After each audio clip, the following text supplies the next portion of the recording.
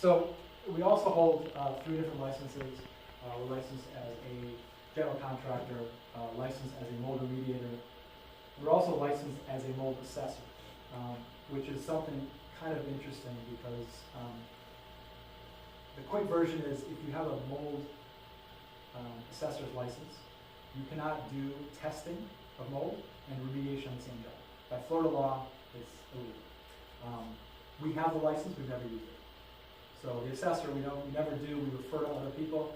There are a lot of businesses, and if you know people in construction who do remediation, I can promise you a few of them do it themselves. They do both on the same job. It is unethical, it's against the law, it's just a bad business practice.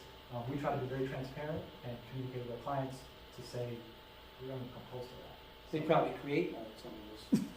The stories, the stories are, it's Florida, crazy stuff happens. Yeah, it's Florida. I don't know what else to say, you know? It's a plant. It's a little seed. Yeah, All right, so anyways, in terms of differentiator, our transparency, one of the things that we do that we consistently hear no one else does is that when we go to a job, when we introduce ourselves to a client, we say, here's everything about our company, before they ask.